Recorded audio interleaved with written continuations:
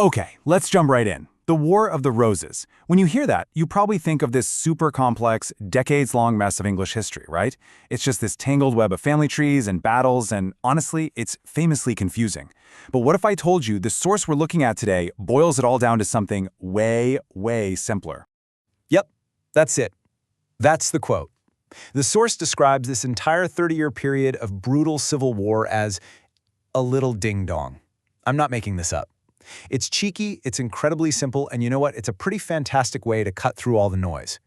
So that's what we're going to do right now. We are going to unpack this. What exactly was this little ding-dong? We're going to use this really simple frame to try and make one of England's most complicated conflicts, well, crystal clear. When you strip everything else away, this is what our source says it's all about. It wasn't about hundreds of different factions or politics you can't even begin to understand. Nope, it was a power struggle, just a royal rivalry between a handful of guys with only a few names, all fighting for the top job, the throne of England. Now, here's the part where almost everybody gets lost.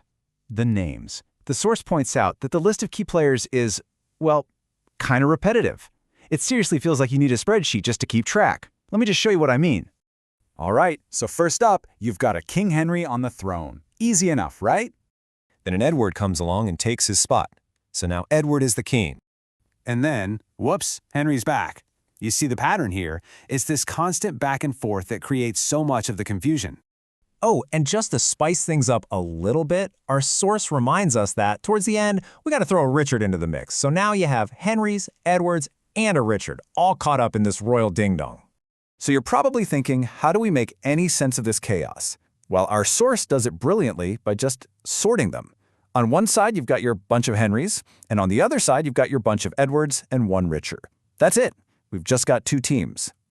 But every conflict has to have an ending, right? This ding-dong is no different. After all that swapping and fighting, one final person shows up to settle things for good. And you know, it's kind of fitting that his name was also Henry. Let's just look at this on a quick timeline. It all starts when the ding-dong kicks off.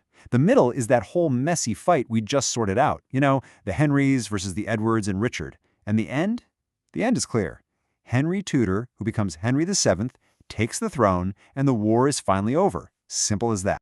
Okay, so we've had a little bit of fun simplifying this whole thing, but why does this stripped-down version actually matter? I mean, what's the real point of looking at history this way? The real takeaway from this whole rivalry goes way beyond just a bunch of kings who happen to share names. The real lesson here is about how we approach complicated information in the first place. Here's how our whole approach breaks down. First, we took a big, complex war and found a simple core idea, the ding-dong.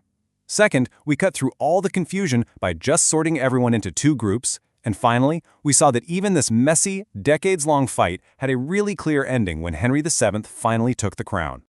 So there you have it. We took a famously tangled piece of history, and by using our source's really simple frame, made it pretty easy to get. It kind of leaves you with a question, doesn't it?